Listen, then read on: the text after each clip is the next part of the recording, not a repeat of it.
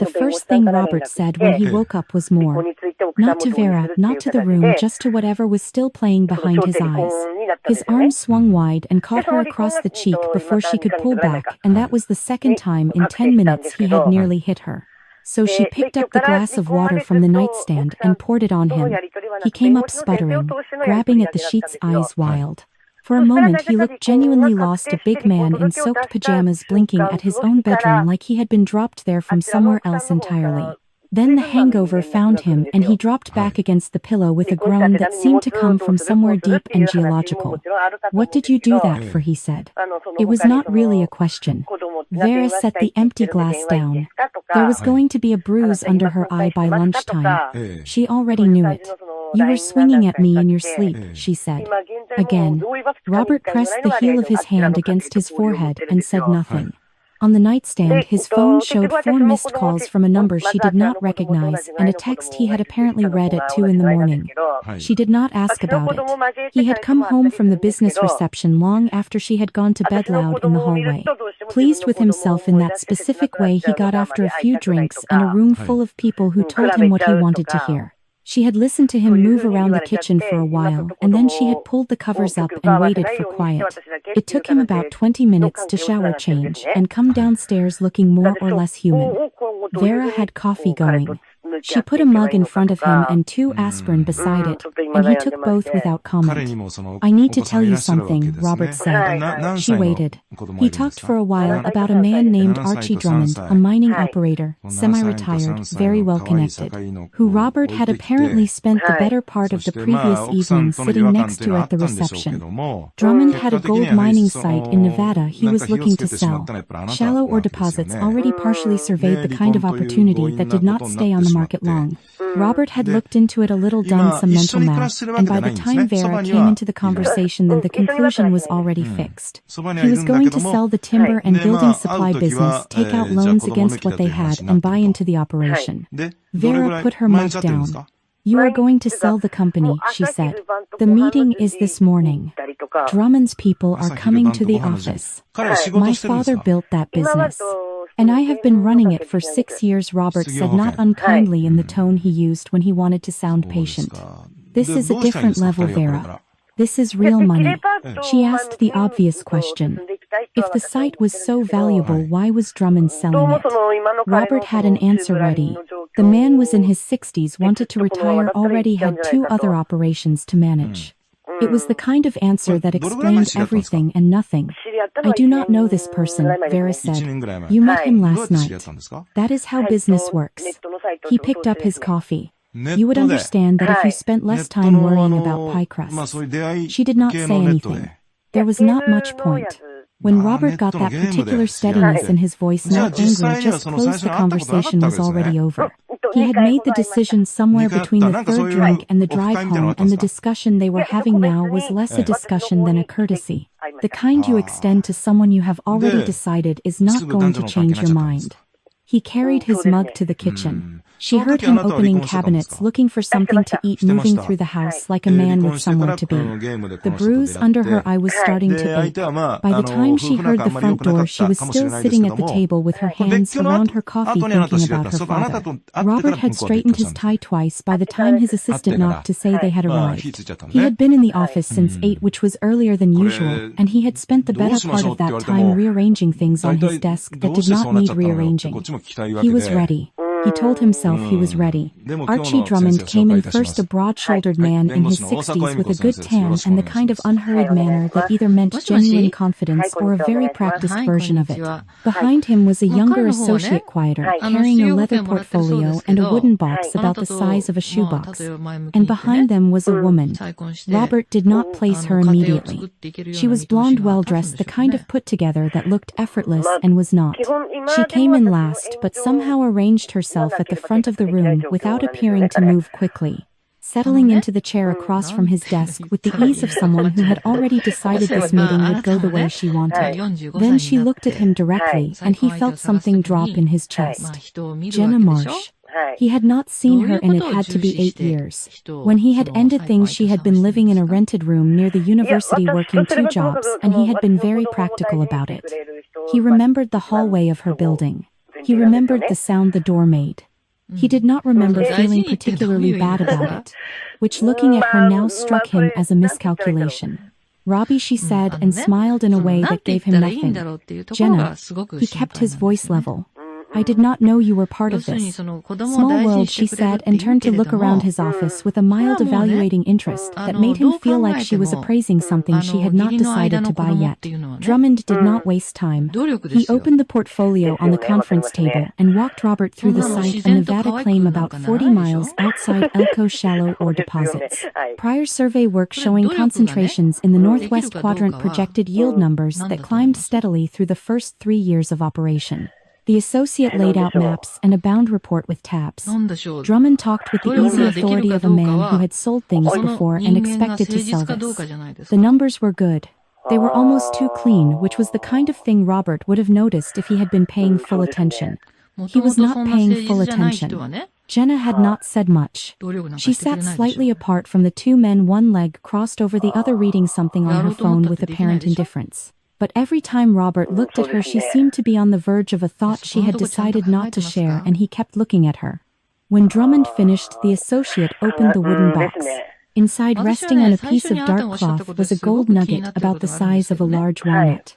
It caught the light from the window in a way that was almost unreasonably satisfying, dense and warm and completely itself. Beside it was a certificate of origin stamped and signed identifying the sample as recovered from the specific Nevada claim they had just been discussing. Robert picked up the nugget. It was heavy. He turned it over in his hand.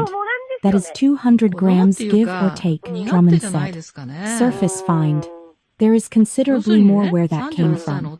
Robert set it down and said what he had planned to say. He would want his attorney to review the purchase agreement before anything was signed, and he intended to send his assistant out to the site for an independent look before money changed hands. It was a reasonable position. It was the right position. Jenna looked up from her phone. That is very thorough, she said in a tone that made thoroughness sound like something a nervous person did. She uncrossed her legs and leaned forward slightly, and Robert became aware of the distance across the table in a way he had not been a moment before. We have 3 other interested parties, Robbie. Serious ones. Archie is doing you a favor offering you first look, but if you need another few weeks to run everything through committee. She let it sit there. I am not saying weeks, Robert said. Good. She leaned back. Because this one will not wait. He looked at the nugget again, then at the certificate. He read it twice, or told himself he did. The associate was watching him with a patient, neutral expression. Drummond was recapping his pen. The thing was, Robert knew what he wanted the answer to be. He had known since the reception, maybe before. The documents looked right. The numbers looked right. The gold in his hand looked like gold. He signed. Drummond shook his hand warmly. The associate gathered the papers with practiced efficiency. Jenna stood and smoothed her jacket, and when Robert came around the table, she was close enough that he could have said something quiet and personal if he had been a different kind of man. Or a braver one. Instead, she said they should celebrate, and that was how they ended up at dinner that evening. The 5 of them at first, then just the 2 of them. In a booth at the back of a restaurant Robert had never taken Vera to. Robert told Vera he needed to fly out to Nevada to inspect the site. Due diligence, he said. She nodded and went to get his bag from the closet. She packed the way she always did, checked the weather, rolled his shirts so they would not wrinkle, made sure his passport was in the front pocket where he could find it without digging. He was on his phone the whole time. When the car came, he kissed her on the cheek and said he would call when he landed. He did not call when he landed. He was not in Nevada. He was on a barrier island off the Florida Panhandle in a hotel room with a balcony that faced the Gulf. And Jenna Marsh was ordering room service in the next room with the ease of someone who had done this before and found it pleasant. Robert stood on the balcony that first evening and looked at the water and felt with a completeness he had not felt in years, like a man who had figured something out. The week moved the way those weeks do when you are spending money you do not entirely have on someone who is letting you. Dinner at a place with no prices on the menu. A chartered boat one afternoon that Robert felt vaguely seasick on but did not mention. And on the 4th night in a restaurant where the light came through the windows at the right angle and Jenna had worn something that made the other tables look over. He slid a long velvet box across the cloth toward her. Inside was a white gold bracelet set with emeralds, heavy, excessive, the kind of thing that announces itself. She opened it and made a sound of genuine pleasure, which was what he had paid for, and he felt the pride of a man who has made a good investment. Back home on a Tuesday morning, Vera was in the kitchen of the waterfront inn where she worked, finishing the prep for a luncheon order, when her manager came back to tell her there was someone waiting up front. A woman in a gray suit, he said it was a legal matter. The woman introduced herself as an estate attorney. She asked Vera to sit down, and then she asked whether Vera was familiar with a woman named Ruth Calloway, her late father's first cousin, estranged from the family for many years. Vera said she had heard the name once or twice growing up. She did not remember a face. Ruth Calloway had died 11 days earlier. She had died alone in a house on a bluff above the Mississippi Sound, 3 miles east of town. Under the terms of her will, everything she owned passed to Vera, a bank account currently in probate, and the property itself, a villa on the bluff, maintained and paid for, with a caretaker under contract through the following year. The attorney set the documents on the table and slid them across with a pen, and then she set down an envelope. She asked that you read this, the attorney said. After you sign, if you prefer. Vera signed. The attorney left. Ally came in from the back and found Vera at the table with the envelope in her hands, not opening it. She pulled up a chair. Vera opened it alone in the break room 20 minutes later. Inside was a single folded page, handwritten, and a photograph, black and white, 2 children on a hill, the water behind them, both of them laughing. Both of them mid-motion, like they had just thrown their hats in the air. On the back, in faded ink, Denny and Ruthie Summer. Her father had been called Denny. She had not known that. The letter was not long. Ruth wrote that she was a coward and had been one most of her life, and she wanted at least this one thing, to be honest. When their grandmother died, Ruth had maneuvered the inheritance, the land, the money, the whole of it away from Vera's father through a series of legal steps she was not proud of. She built the house on that land. She lived in it for decades. She told herself she was happy and mostly believed it until she did not. By the time Vera's father died in that accident in the mountains, Ruth had waited too long to reach out, and then waiting was all she knew how to do. She was leaving everything to Vera because it should have gone to Vera's father, and because the only thing she could still do right was stop holding on to it. Live well, honey. Do not let anyone talk you out of who you are. Vera sat with the letter for a while. She cried a little, not loudly. She thought about her father, the specific way he laughed, the way he smelled like sawdust and coffee, the fact that he had a cousin he never talked about, and now she understood why. She cried about that too. By 2 o'clock, she had told Ally, and by 3 they were in Ally's car heading east on the coast road. The attorney had given her an address and a name, Earl Simmons, the caretaker. He had been notified. They almost missed the turn. The road narrowed between a line of oaks before it climbed, and then the trees opened up, and there at the top of the rise were the gates already open, and an older man standing beside them with a hand raised in greeting. Earl Simmons was somewhere in his 70s, lean, unhurried, with the particular ease of someone who had been taking care of things for a long time and was comfortable with the responsibility. He shook Vera's hand and looked at her steadily. You favor him, he said. Your daddy. She always said you would. He turned and gestured up the path. Come on. Let me show you what she left you. The path from the gate climbed gently through a double row of live oaks before the house came into view, and when it did, both women stopped walking at the same moment without meaning to. It was white stucco with a terracotta roof, 2 stories with arched windows that caught the afternoon light and held it. The upper terrace ran the full width of the house and faced south toward the Sound. Bougainvillea climbed the near corner in a wash of deep red.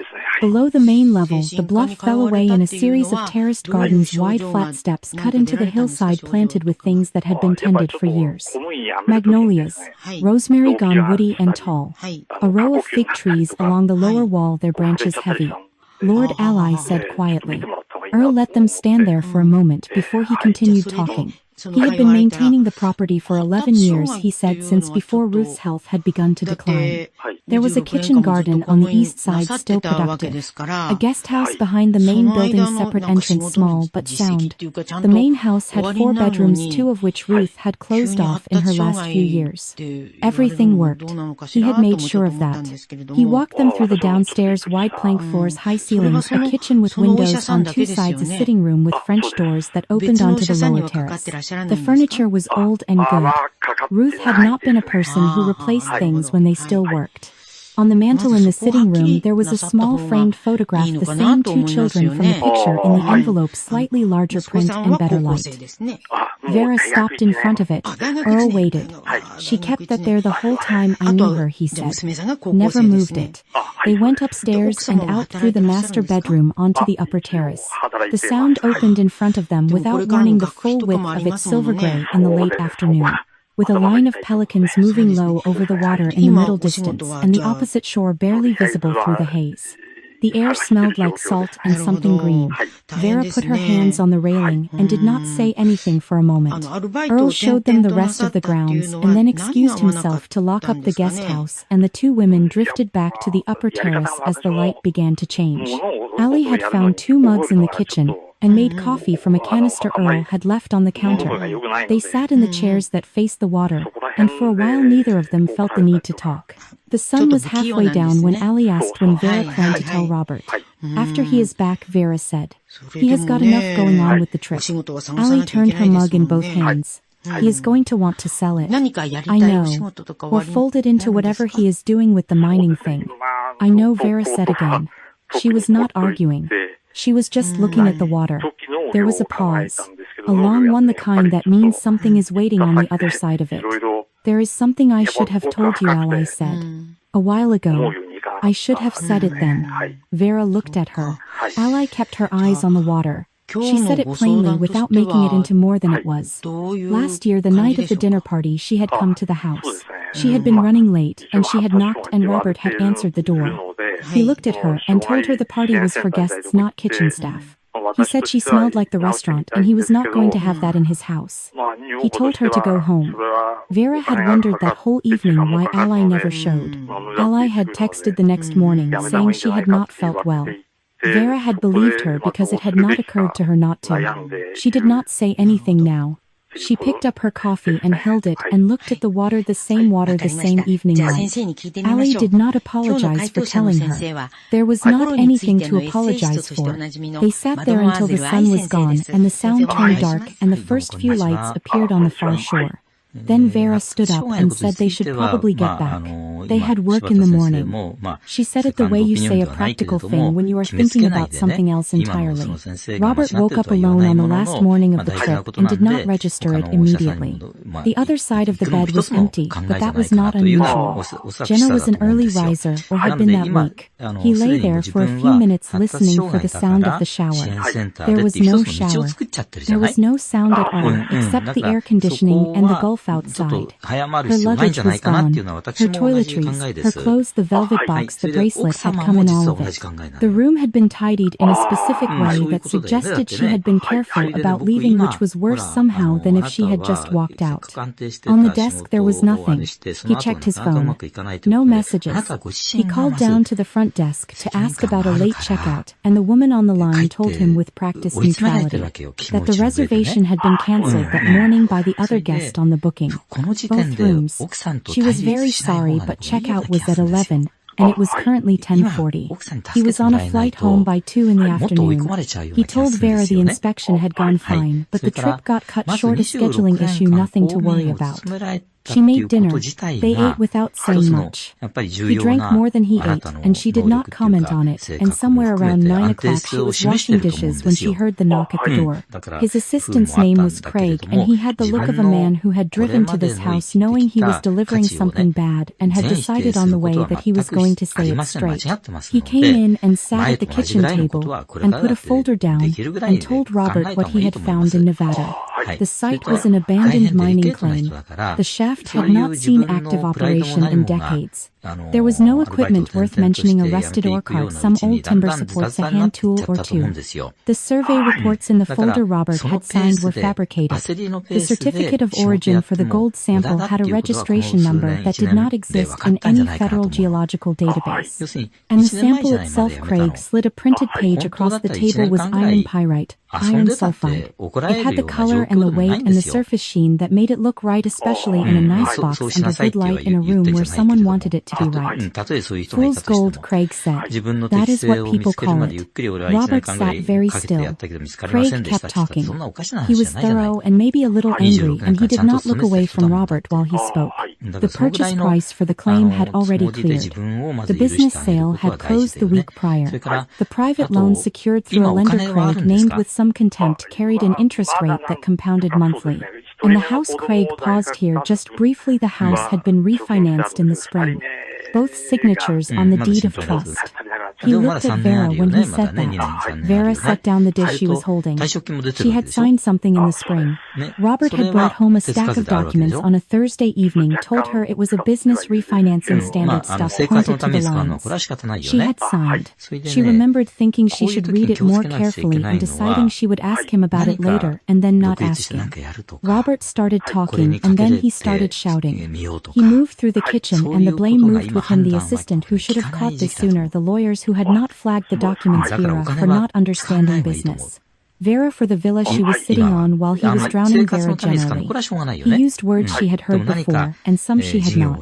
Craig stood up at some point and said he was done, and Robert told him to get out, and he did the front door closing behind him with a firmness that was not quite a slam. Vera said she would not sell the villa. She said it once clearly, and Robert went quiet in the middle of whatever he had been saying next. The quiet was different from the shouting. The shouting was just noise. The quiet had a shape to it. He poured another drink and sat down and did not look at her. She went upstairs. She lay in the dark and listened to him move around below the television, the clink of the bottle, nothing, for a long stretch, then nothing again. Somewhere after midnight she heard him make a sound she could not interpret. Not words, just a short sound like something landing. She found out later what it was. His phone had lit up with a message from a number he apparently still had saved. It said, "Hope the trip was educational, Robbie. You left me in that hallway and walked away whistling. Did you really think I forgot? Do not look for me. I am long gone. And just so you know, that bracelet was a 7. I have seen better." Robert sat with that for a while in the dark. Then he put the phone face down on the table and finished his drink. 2 days later, he was in the hospital with a throat infection that had turned serious, and Vera was driving him there, and neither of them mentioned any of it on the way. The infection had started as a sore throat the morning after Craig's visit and had become something worse by the end of the week, fever, swollen glands. The kind of pain that made swallowing feel like a serious undertaking. The urgent care doctor took one look and sent him to the county medical center, and Robert, who normally resisted any suggestion that his body was not fully under his control, went without argument because he genuinely felt terrible. He was admitted to a private room on the second floor. Room 10. Vera drove him, filled out the paperwork, spoke to the admitting nurse, and drove home to pack him a bag with things he would need for a few days. She brought it back that evening along with a container of soup she had made from scratch because the hospital intake menu had already offended him. That was how the visit started. Every afternoon she came with fruit, soft things easy to swallow made carefully, a smooth potato leek soup, poached chicken in broth, a custard she had learned from a woman she used to work under, sweet, but not too sweet. Robert ate everything and complained about the temperature or the portion or the fact that she had not brought coffee, but he ate it. The nurses noticed. One of them told Vera she was very kind. Vera said she was just cooking. On the 5th day, Robert's doctor came in with good news delivered in a tone that Robert did not receive as good news. The infection was responding, the fever had broken, and he could realistically expect to be discharged in 3 days. Robert said he was still having chest pressure and dizziness. The doctor examined him again, found nothing, ordered an additional round of tests, and extended the stay with the mild skepticism of someone who has seen this before. Robert thanked him, and then lay back and looked at the ceiling with the expression of a man running numbers. Vera did not know any of this on the afternoon she walked into the wrong room. She had been coming from the elevator and misjudged the turn. Room 10 was to the left, and she went right into a room at the end of the hall that she had always passed without looking at. The door was partly open. She pushed it and stepped in, and it took her a moment to understand what she was seeing: an elderly woman on the floor between the bed and the window, one hand pressed flat against the wall, trying without success to push herself upright. The call button was on the bed, out of reach. The window above her was open, and the curtain was moving in the draft, and the woman was not making any sound, just breathing in the careful, measured way of someone conserving what they have. Vera set her bag down and crossed the room and got her arms under the woman and lifted. The woman weighed almost nothing. Vera got her onto the bed and hit the call button and held her hand and talked to her steadily until the nurse came and then the doctor. And then she stepped back against the wall and waited while they worked. The woman's name was Dorothy Crane. The nurses called her Miss Stott. She was in her late 70s, a widow for many years, no children. Her only nephew, her last close family, had been killed in a car accident 3 months prior. She had been admitted for cardiac monitoring after a minor episode, and she had been largely alone since she arrived. When the medical team finished and the room settled, Dot turned her head on the pillow and looked at Vera with eyes that were sharp and dark and not remotely confused. "You are strong," she said. Her voice was hoarse but direct. "For a young woman, I cook for a living," Vera said. "You move a lot of heavy things." Dot considered this. "Which room are you visiting?" 10, Vera said. "My husband." Something moved across Dot's face, not quite a reaction, more like a file being quietly opened. She did not say anything else about it. Vera came back that evening with 2 containers instead of 1. She stayed longer than she meant to. Dot asked questions and listened to the answers with the full attention of someone who had learned late in life not to waste a good conversation. She was funny in a dry, unhurried way. She had opinions about things and stated them without apology. By the time Vera left, she felt in a way she could not have explained that the wrong turn down the hallway had been the most useful thing she had done all week. She kept coming back. Every visit to Robert, then a stop at Dot's room, then sometimes a second stop on the way out. She brought food for both of them. She and Dot talked about cooking and about loneliness, and about what it meant to take care of people who did not particularly notice they were being taken care of. One afternoon, leaving Robert's room, she passed 2 nurses in the hallway who were talking in the lowered voices of people who think they are out of earshot. Something about the patient in room 10, how he had spoken to the overnight aide, what he had said when his tray came in wrong. Vera kept walking. She already knew which room they meant. Dot had been walking the corridor for 3 days, by then short trips, at first just to the window at the end of the hall and back, and then a little farther each time. The physical therapist had encouraged it. Her cane was an old one, dark wood with a rubber tip, and she moved with the careful economy of someone who had learned not to waste steps. She had thought about Robert Calloway more than she had mentioned to Vera. What Vera had let slip across their conversations in the small, almost incidental way that people reveal things when they are not trying to make a case, had assembled itself in Dot's mind into a picture she did not like. A man who had taken over a business that was not his, borrowed against a house that was not entirely his, and was now in a hospital room running out of time. Vera kept feeding him. Vera kept coming. That part bothered Dot most. She had decided to speak to him, not dramatically, just plainly, the way she had spoken plainly to difficult people for the better part of 78 years.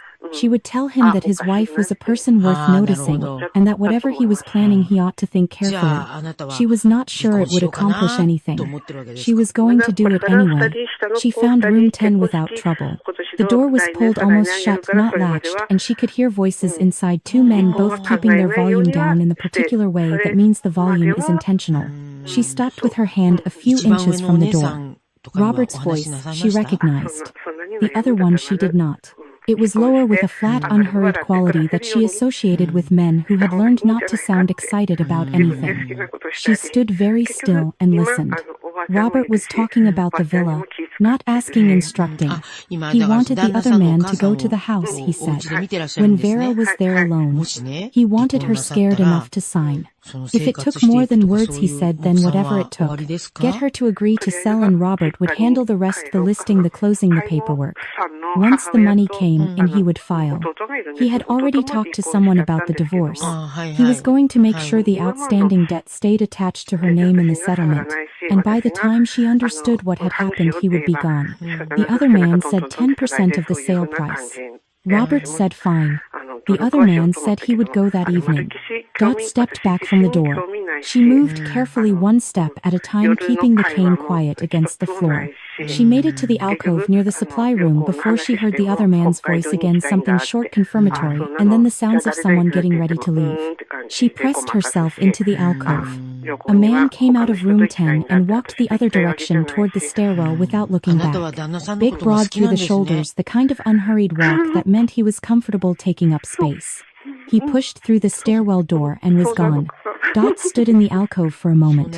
Her heart was going faster than she wanted it to. She breathed through it, and then walked back to her room and sat on the edge of her bed and picked up her phone. Vera answered on the second ring. "I need you to come in," Dot said. "Today. Soon as you can." Vera came within the hour. She sat in the chair beside Dot's bed and listened without interrupting while Dot told her what she had heard, not softened, not rearranged, just what was said and in what order. The threat. The instruction to use force if necessary. The divorce and the debt. The 10%. When Dot finished, the room was quiet for a moment. "His name," Vera said. "The other man. Did you hear a name?" "No, but I would know him again. Big man. Bald. Walks like he owns the floor under him." Vera nodded slowly. She was not crying. She looked the way people look when something they half knew becomes something they fully know, not surprised exactly, but altered. "Okay," she said. "I have people," Dot said. "An attorney I trust. And I have been running a small investment fund for 15 years, which means I know how paper moves and how to make it say what I need it to say." She looked at Vera steadily. "He wants to use the villa against you. I think we can let him believe he already has." Vera looked at her. "Do not go home tonight," Dot said. "I have a key to my apartment. You will stay there, and tomorrow we will sit down and work out exactly what we are going to do." Vera stayed at Dot's apartment that night and the 2 nights after. It was a small place on the second floor of an older building near the water, tidy, full of books, with a guest room that smelled like cedar and had a window that faced east. Vera slept better than she had in weeks, which told her something she did not particularly want to think about. Dot's attorney was a woman named Patricia Suggs, compact and precise, who came to the apartment on the second morning with a briefcase and no small talk. She sat at the kitchen table with Vera and Dot and laid out what they were going to do. Dot's Investment LLC would generate a purchase agreement for the villa, a real document correctly formatted with all the right language and Vera's signature on it. No deed would be filed with the Harrison County Recorder's Office. No money would move. The agreement would exist on paper and nowhere else. If Robert showed it to his own attorney, it would look exactly like what it claimed to be. The only place it would fail was in front of a judge with access to the county's property records, at which point it would fail completely. Patricia said this without apparent enjoyment. It was just the mechanism. Vera signed the agreement 2 days later. Then she packed a bag with some of Robert's preferred foods, drove to the medical center, and walked into room 10 looking like a woman who had not been sleeping. She did not have to manufacture much. She sat in the chair beside his bed and told him she had made a decision. She had sold the villa to a real estate fund. The closing had moved fast, they had made a cash offer, and she had taken it. The money was sitting in her account. She had not wanted to do it, she said. She had cried about it. But she could not watch him go under. She watched his face while she said it.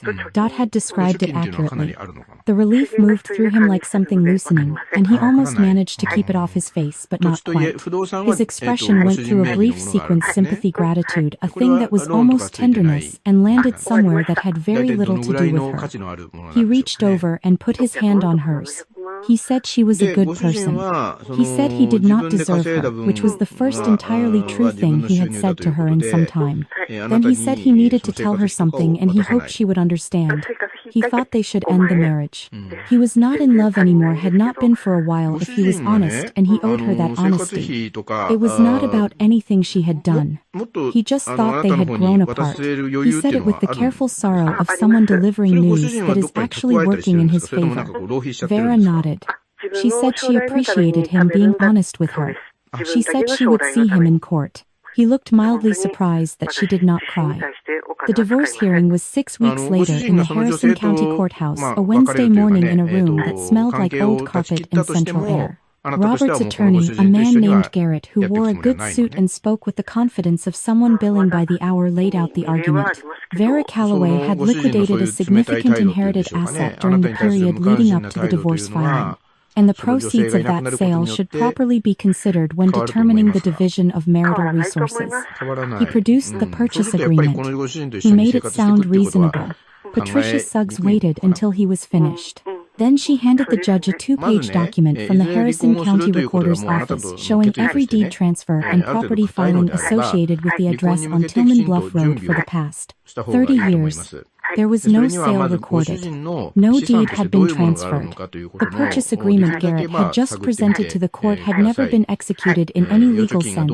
No title had moved. No county record existed. No money had ever been deposited or withdrawn in connection with any such transaction. The LLC had simply drafted a piece of paper.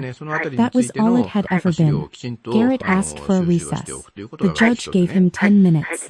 When they came back, Robert was sitting differently in his chair, smaller, or maybe just less arranged. The hearing did not take much longer after that. The family home was already encumbered past its value by the loan Robert had taken out, and Vera did not contest it. She was not interested in inheriting his debt. She walked away from the house her parents had owned without fighting for it because the fight was not worth what it would cost her. What she kept was her name, her father's name LeBeau restored, and the villa on the bluff, and the account in probate that had been Ruth Calloway's and was now entirely hers. She walked out of the courthouse into the October heat and stood on the steps for a moment. Patricia was behind her saying something about paperwork and timelines. Vera heard her. She was also looking at the parking lot, the ordinary weekday cars, the live oak at the far end dropping leaves onto the hoods. Robert had believed she sold it because selling was what he would have done. That was the whole thing, really. She had not needed to outmaneuver him. She had just needed to know him. She went to get her car. She moved into the villa the week the divorce was finalized. There was not much to bring: some clothes, her knives, a box of books. The photograph of her father and Ruth as children that she had taken from the mantel on her first visit and kept on her nightstand at Dot's apartment. Earl helped her carry things in without being asked and without making it into an occasion, which was exactly right. Dot moved into the guest house the following month. She said it was temporary, that she did not want to impose, and Vera said she would believe that when she saw it, and they left it there.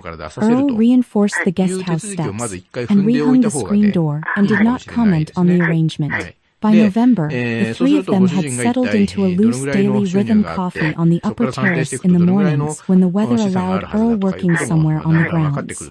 Dot reading. Vera usually already gone to the waterfront by 8. She had found the cafe space in October, a narrow storefront on the harbor walk 2 blocks from the marina. The kind of place that had been 3 different businesses in 10 years and just needed someone to decide what it was. She signed the lease, painted it herself with Alice's help over 2 weekends, and opened on the shore on a Thursday in early December with 6 tables, a counter with 4 stools, a menu she had written on a chalkboard, and no idea whether anyone would come. They came. Slowly at first, then steadily then. On weekend mornings there was sometimes a wait. Robert left the state in January. She heard it secondhand: someone who knew someone who worked near the courthouse. He had liquidated what little remained settled part of what he owed the private lender and flown out. Where exactly no one seemed to know or particularly care. She heard his name a few more times over the following months, each time fainter, and then she stopped hearing it at all. A year passed the way good years do, not without difficulty, but without the specific kind of dread she had grown used to carrying. The cafe had its rhythms. She hired a part-time cook in the spring and a counter person in the summer when the tourist traffic picked up. She got better at the business side of things, the ordering and the margins, and the conversations with the linen supplier, all of it. Some evenings she sat on the upper terrace after the cafe closed and felt, without quite being able to name it, that she was living inside something she had built. It was a quiet feeling. She would take it. She was sometimes lonely. She did not pretend otherwise, at least not to herself. But it was a clean kind of lonely, the kind that belongs to you, and she had learned the difference. Marcus Cole walked into on the shore on a Tuesday evening in late September, about 40 minutes before closing. He was tall, somewhere in his early 40s, with the kind of weathered face that comes from years of actual outdoor work rather than the weekend variety. He sat at the counter and looked at the chalkboard for a moment and ordered coffee black, the strongest she had. She poured it, and he drank it without performing any opinion about it, which she appreciated. He had lost his anchor in a squall that morning, he said. His boat was in the marina 2 blocks over. He was trying to figure out where to source a replacement, not a standard size, an older fitting, the kind of thing that was not easy to find. Dot was at her usual corner table with a book ostensibly reading. Vera saw her look up. "There is an old anchor in the equipment shed," Dot said from across the room without looking up from the page. "Been there since before I can remember." You are welcome to it if it fits in exchange for taking a look at the roof on the guest house. The fascia, on the east side, needs attention. Marcus turned on his stool. He looked at Dot for a moment with an expression that was somewhere between surprised and respectful. That is a fair trade, he said. Dot turned a page. I thought so. The anchor fit. He looked at the roof the next morning and spent 3 days on it working clean and quiet, and then he found other things that needed doing and did those too. He ate at the cafe most mornings and some evenings. He was not a man who filled silence unnecessarily, which made the silences comfortable.